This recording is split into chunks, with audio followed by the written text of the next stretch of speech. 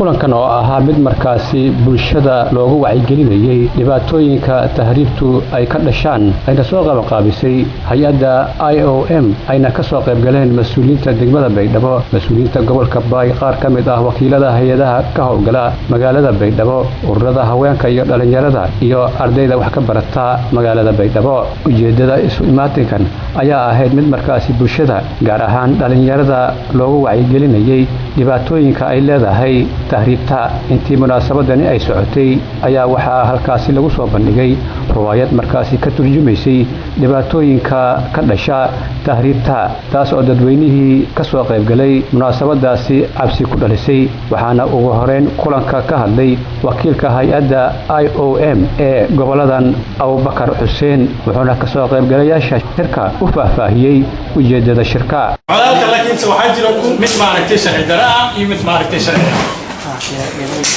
midka aan sharci ahayn ayaan maanta iskugu imaanay meeshan inaan ka wada hadalno waxa weeyaan maaragtay aad u saameeyay dhalinyarada Soomaaliyeed meel kasta ay joogaan kullay waad maqasheen idaacada waad ka maqasheen saxaraayna maaragtay ku halaagmeen iyo badda sidoo kale maaragtay dhalinyarada Soomaaliyeed marka taa awgeed hay'adda IOM ayadoo iskaashanaysa maaragtay dawladda Norwegian-ka waxay sameeyeen maaragtay wacyigelin oo laga sameeyay 8 magaalood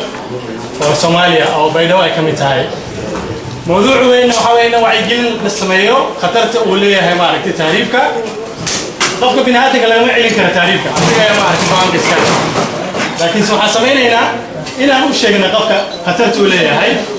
koo inuu nafsadiisa ku waynaayo inay qoyska maaragtay ay wax ku waynayaan ee dhulka la gadaayo in magafa la yiraahdo u fadhiyo meesha Liibiya iyo Yemen ay maaragtay qofka bini'aadamka la adoonsanayo gudoomiyaha haweenka gobolka Baay Muraayo Madeer ayaa sheegtay in dhibaatada tahriibtu ay si gaar ah u taabanayso haweenka Soomaaliyeed maadaama ayay tiri aan nahay hooyooyinka dhalinyarada tahriibta dhibaatada meel raaysa dhalinyarada Soomaaliyeed hay'ad yelo qadwa kaasa dhalinyarada maday ay tuuno mayba etni taabla sadon aan hooyinka mayba la suubiyay lanka beed saagada way kidee tahriiban jeed walaw saagada oo beerta mayba walaw sumatik shaqaysa mayba raaysa afadiyo lanka dukaan taas $1 ka gada way kidee tahriiban jeed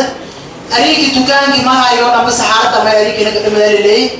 masabatiya kadagaalay dhawaato badan haystay oo noo bano hooyinka way sanana dhalinyaro dhawaato badan oo kala kulmay arrin ma raaysa bado walka weel waay walka gabar waay waan hor qool waay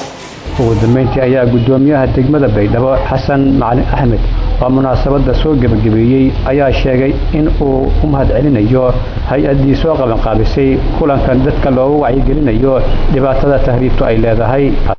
وكان بني هيدا نرجع للقصرين وبشان برنامجكم بعد الأرجينيان دكتور حبيب قالي أو كفكري نفسه جوهي من الرئيس وعي أيتي شو دم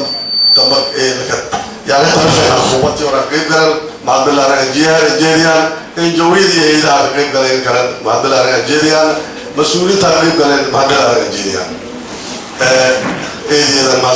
sayeeshee hay-adda IOM ayaa magaalada Baydhabo gudooyinkan waxa ay ka waday howlo markaasi lagu horumarinayo dhalinyarada Soomaaliyeed Abshir Maxamed Nuur Mandela Royal TV Baydhabo